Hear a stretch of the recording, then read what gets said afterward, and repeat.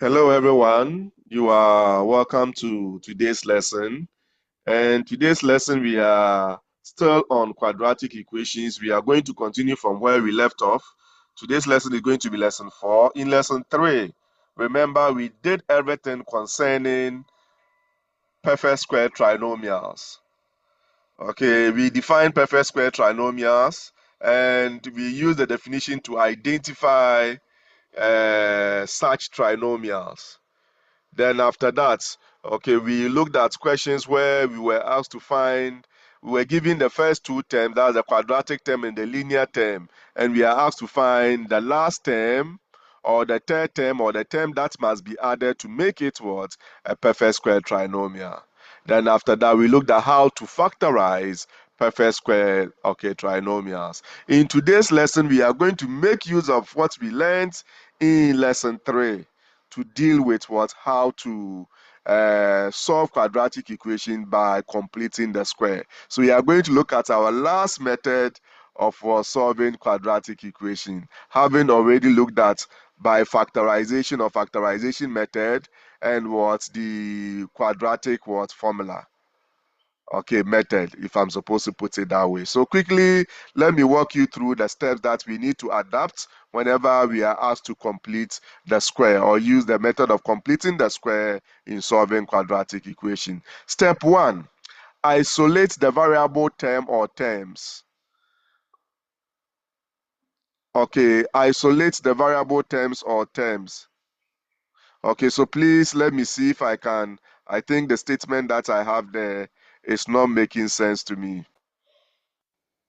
Okay, so now I've gone to edit, okay, what we have there to make sense. Okay, so isolate the variable term or terms on one side of the equation. So meaning, make sure your variable terms are on one side or, okay, move the constant term or terms to the other side of the equation.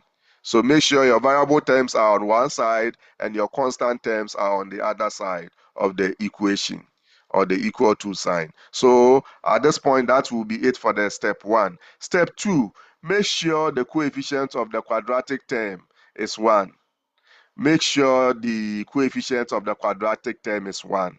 So your first term, your leading term, its coefficient, if it is not 1, okay, make it 1. So in this case, maybe I can attach if necessary.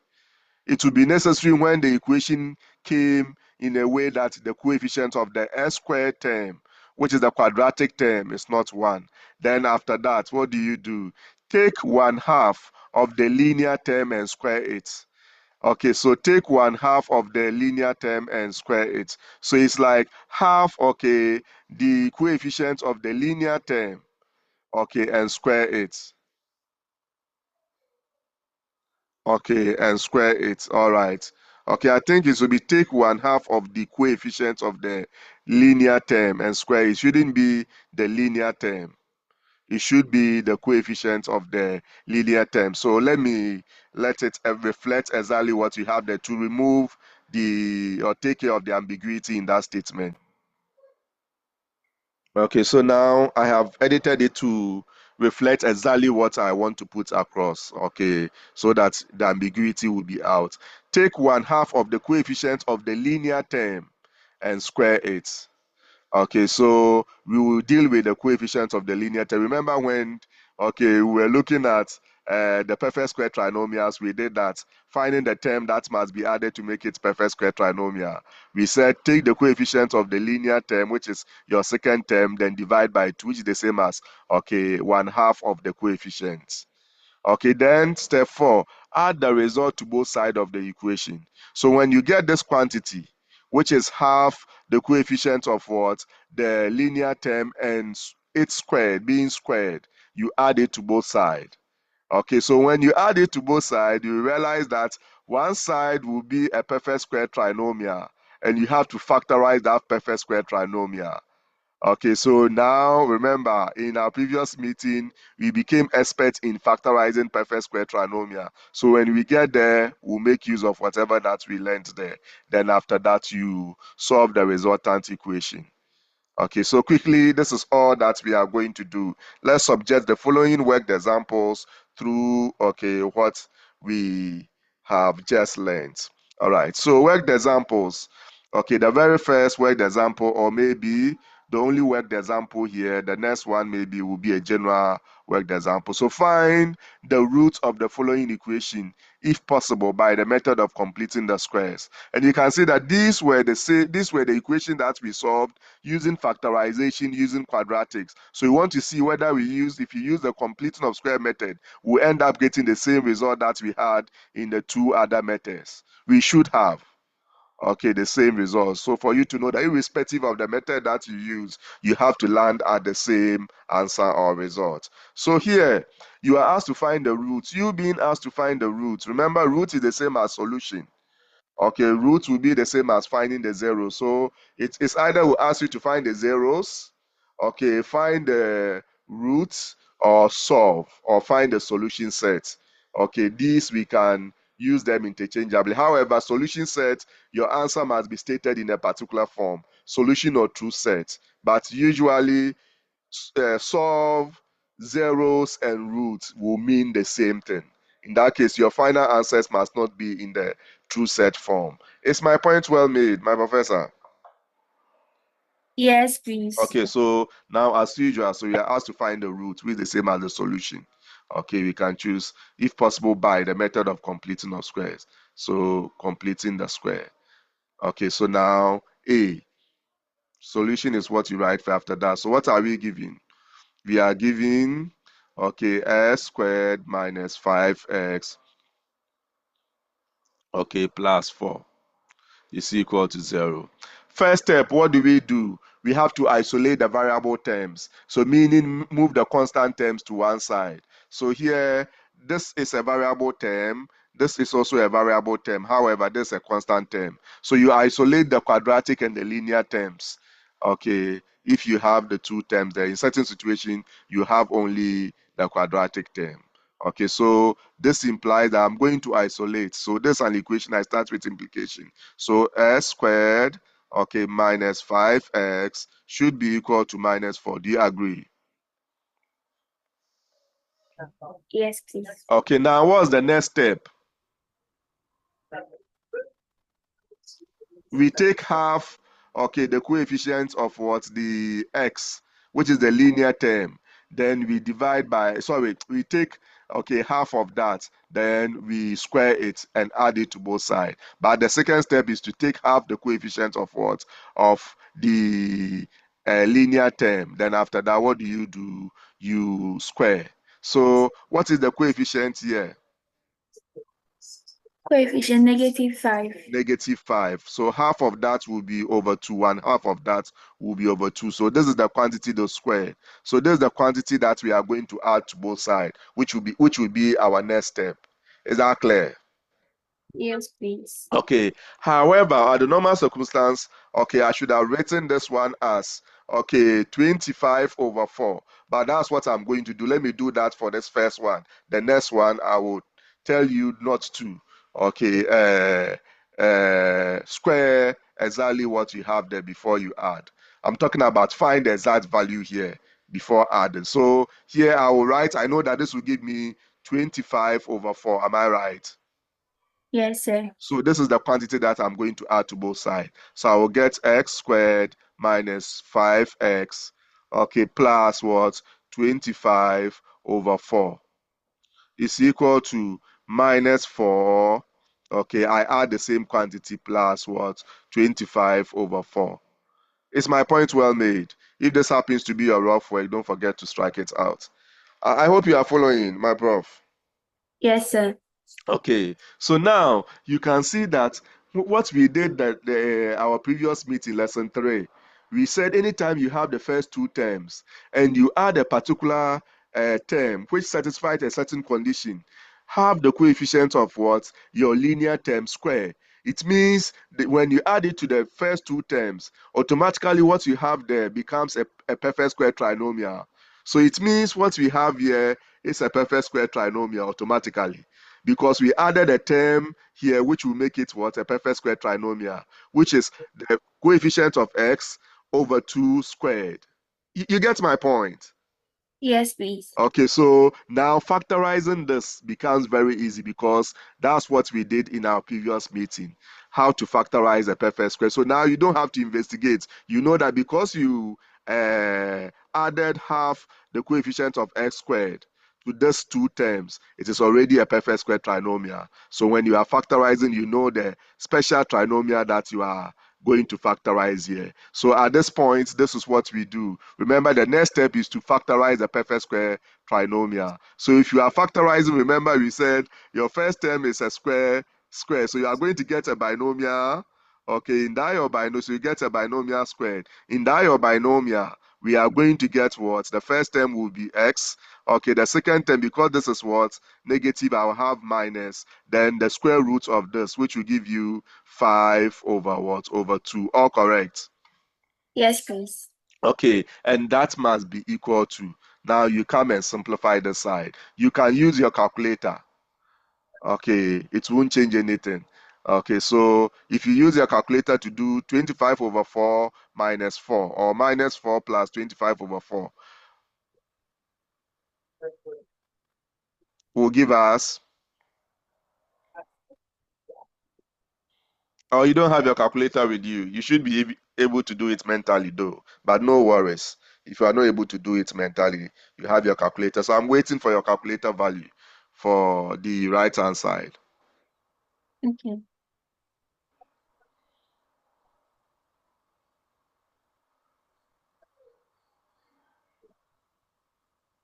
Okay, so let's see Nine if you over, can. What did you get?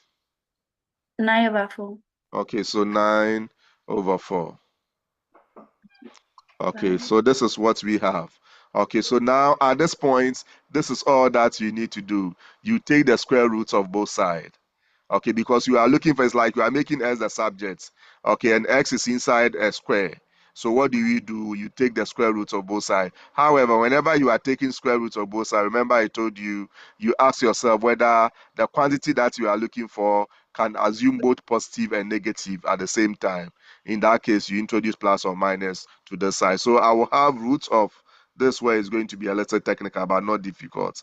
X minus 5 on 2 all squared should be equal to, if anytime I solve an equation, I can get a positive result or a negative result. So I will introduce plus or minus here before I introduce the square root, which will give me 9 on 4. And make sure your square root extends to the denominator.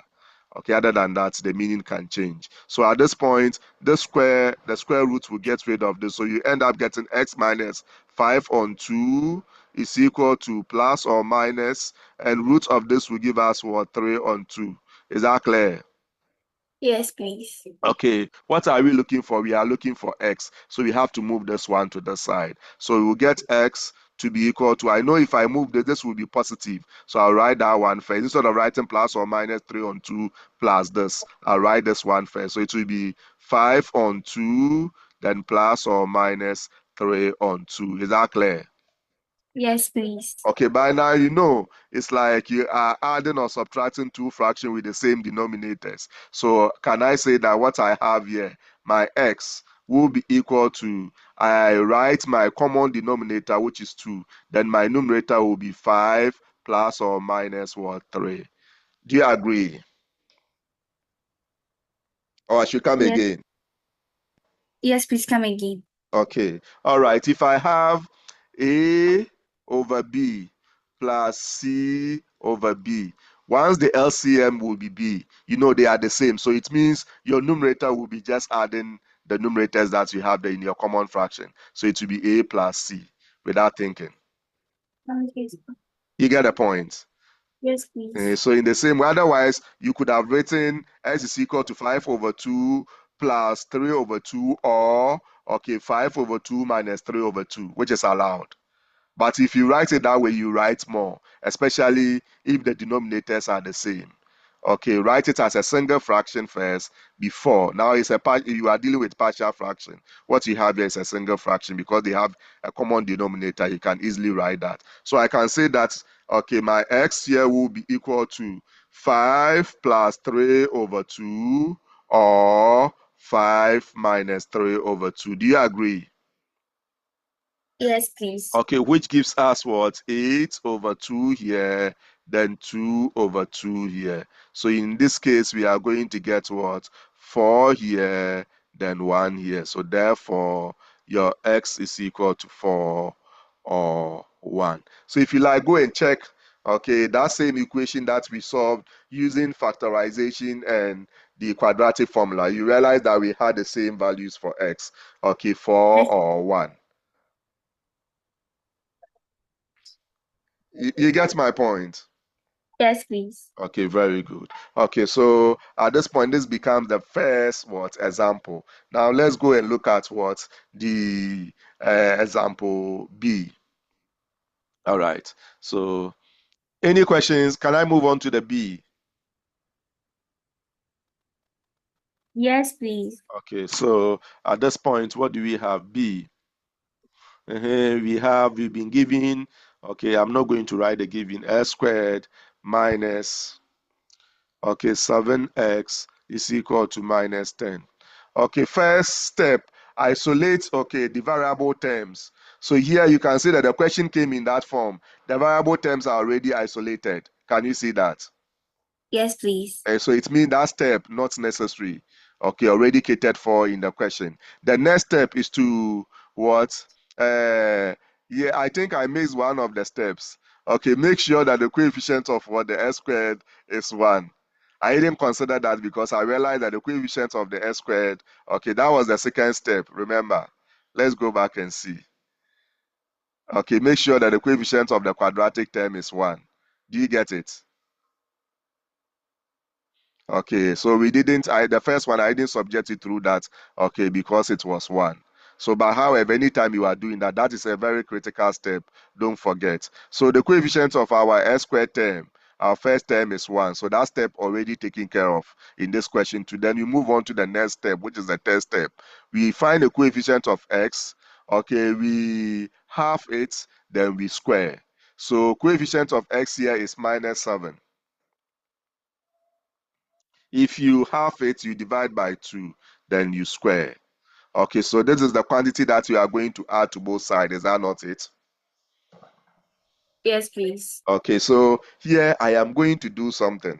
Okay, just to guide you and give you another way that you can get your factors, especially the perfect square trinomial, you can factorize easily. So what the quantity that I have here, I'm not going to give it simplified version by taking, okay, the power of the numerator and the denominator. So I'm going to write this as s squared. Okay, so remember the next step is to add. So I'm adding it to both sides. Minus 7x, then plus in brackets, minus 7 on 2, okay, squared is equal to minus 10, okay, plus the same quantity, minus 7 on 2, okay, squared. Is my point well made? If this happens to be a rough work, strike it out. But make sure it doesn't interfere with your main work. Mine is looking as if it's almost interfering. Okay, so at this point, this is all that I want you to know. The reason why I didn't write this one as 49 over 4, okay, is this. This side you write it this way as a quantity squared, but this side you can use the simplified version taking care of the square. So here you can see that a square, a square. So the quantity that you are squaring, just put them together. So you have x here, okay, then minus 7 on 2. You just put them together. Then you are done, okay, with the factorization you square. You get my point? Yes, sir. Okay, so that's also another way. That is, this one is when you are adding that constant. Okay, you know that you look at a half, then you square it. Don't give the exact value of the square. Give your quantity square, then, okay, once you know the quantity that you are squaring, then it means you know your second quantity, okay, in the binomial. Okay, because the first quantity is always taken from the first term of your binomial. The second quantity of the binomial, the first term of the trinomial. The second quantity of your binomial is taken from the last term of the trinomial. So this will be equal to minus 10, okay, plus what? 49 over 4. Am I right? Yes, So we please. could have written the 49 over 4 here and kept this one squared here because you want to achieve a particular purpose. Or you can still write the 49 over 4 here. Okay, since you know how to deal with, okay, the factorization in that situation too. So at this point, this side is not simplified. So I'll simplify before I go and take the square root. So I'll get x minus 7 on 2 all squared. Okay, will be equal to, now let's look at this. Okay, I guess by now you should have the value with your calculator. Yes, please. So what is your calculator giving you? Please, my calculator is giving me 9/4. 9 over 4. Okay. If you are right, I'm also right. So 9 over 4. Now, what do? We take square roots of both sides. So square root of this side, you don't introduce, okay, your plus or minus because that's where your variable that you are looking for is. Okay, squared should be equal to, you introduce plus or minus here before you take the square root of the 9 on 4. And I've told you, make sure this extends to the denominator, other than that the meaning can change. So square roots will take care of the square. So that was your intention. That's why you took the square root. So you end up getting x minus 7 on 2 is equal to plus or minus this one too. If you take the square roots, you get 3 on 2. Okay, so when I'm moving, I'll move this one. Make sure, okay, I'll write this one followed by the plus or minus 10 always. So x will be equal to, okay, 7 on 2, then the plus or minus what? 3 on 2. Here too, the denominators are the same. So I can write this as a single fraction and I'll write 7 plus or minus what? 3. Then my common denominator will come in my single fraction. So which in effect will give me 7 plus 3 over 2, okay, or 7 minus 3 over 2, which gives us 10 on 2 or what, 4 on 2, which will now give us 5. Okay, then what? So did I draw my conclusion? Not here. So I can write therefore x is equal to 5 or what, 2. Is my point well made? Yes, please. Okay, let me see whether the other one I had my conclusion drawn. Yes, I had my conclusion drawn. So at this point, when you know that when you simplify, you land at your answer, you could have drawn your conclusion here. Okay. Okay, so that you avoid repetition, sort of. Okay, all right. So that's what I did here in this situation. Is the explanation okay? Yes, please. Okay, so obviously you can see that this one too will have, this one is the same as this.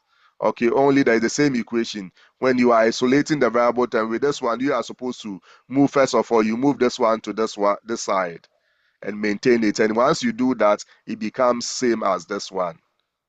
Okay, so you continue in the same way. You get it? Yes, please. Okay, so on that note, we are going to go for, okay, let me see. Okay, let me do the E. Okay, after the E, then we do the F. Or let me do the F, then after that we do the E. The E is a special situation. Oh, there is even D here. So let's do the D. Okay, let's do the D. So D, okay, another, so S squared, okay, is equal to what? 3x. So we are going to isolate the variable term. So here you move this one to the side. So s squared, okay, minus 3x is equal to 0. Is that clear? Yes. Okay, so we go and find, okay, the coefficient of x. We half it, then we square. So the coefficient of x is minus 3 over 2. That is half of that squared. Okay, so that's the quantity that we are going to add to. So which in effect will give us what? 9 on what? On 4. Okay, so that's the quantity that we are going to add to both sides. But remember, like I said, instead of adding this to this side, I will add this. Okay, however, you are mature, so even if I don't do that, so immediately I add this quantity to this becomes a perfect square trinomial. So I write s squared minus 3x, okay, plus what? My minus 3 on 2 all squared.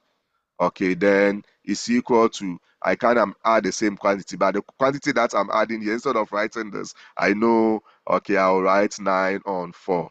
because later I have to write the exact value of this. Here is for a purpose. And like I said, you can still write the same value here. Okay, so now what do I get? If I factorize this, I'm going to get x. Okay, then because this is mine, remember I said just put the quantity that you are squaring together. One is x, one is minus 3 on 2. So it will be minus 3 on 2. Then you square. Okay, so as simple as that. Or if you have the 9 on 4 here, you know it will be root of this as your first term. Okay, the sign between your terms in your binomial will come from this, so minus. Then the root of the 9 on 4, which will still give you 3 on 2. Then you square. So this is equal to 9 on 4. Okay, so at this point, we take the square root of both sides. I hope you are following my professor. Yes, please. Okay, squared is equal to root plus or minus, okay, root of 9 on 4. Okay, so in effect, we are going to get this will take care of that. So we get x minus 3 on 2, okay, is equal to plus or minus root of this will give us 3 on 2 again. So you move this one to the side. So that will give you x is equal to, okay, 3 on 2 plus or minus 3 on 2. So you know the denominators are the same. So I can say that, okay, x will be equal to 3, okay, plus or minus 3 all over what? Over 2.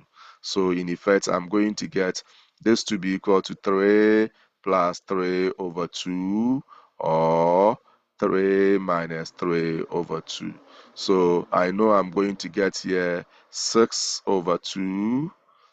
Okay, this will give me 0 over 2. So at that point, I can draw my conclusion. Therefore, x is equal to, okay, 3 here, or 0 over any number is 0, so 0. Point well made. Yes, please. Okay, so great. So if that's the case, then let's see if you can do one more. Okay, but it seems I don't have more space. So let me pause and go and create another. Okay, so at this point, let's see. We are going to look at the E. Okay, I will continue here. Okay, E, what are we giving? S squared, okay, minus what? 9 is equal to 0. Remember, first step, isolate. Okay, you can see that even this one too, we didn't take it through the second step, which is, okay, checking or making sure that the coefficient of S squared is 1. Okay. However, it is 1, so it wasn't costly. But like I told you, don't forget. All right. So s squared minus 9 is equal. So isolate the variable term or term. So here you have only one variable term and one constant term. So right, this implies if I isolate, I will get s squared, okay, is equal to 9. Do you agree? Yes, please. Okay, so then what do? We have to make sure the coefficient is of what the s squared term is what 1, and the coefficient is already 1. Then after that, we go and look for the coefficient of what of the linear term, which is the s term, divided by 2, then square. So what is the coefficient of the s squared term here?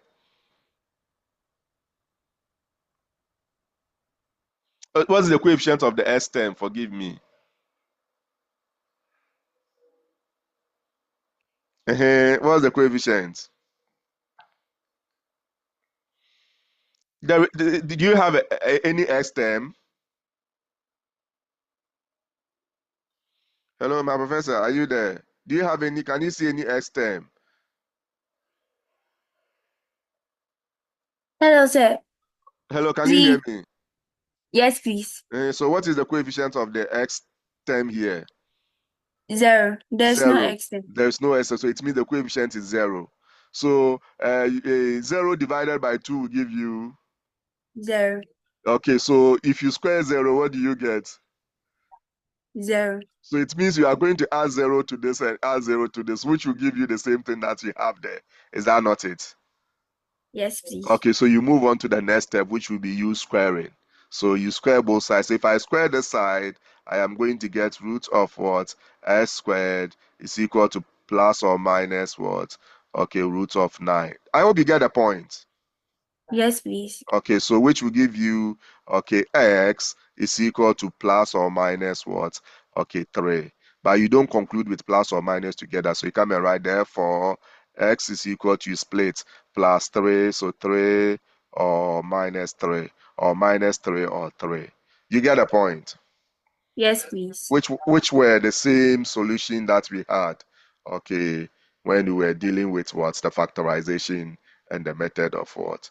And the quadratic formula. Okay, so let's disconnect. When we come back, we'll come and look at this question. In that case, you can see that the coefficient is not 1. So we'll be looking at a situation where the coefficient is not what? 1. How do we deal with that? Okay, so let me disconnect and we come back for our second session. Okay, sir.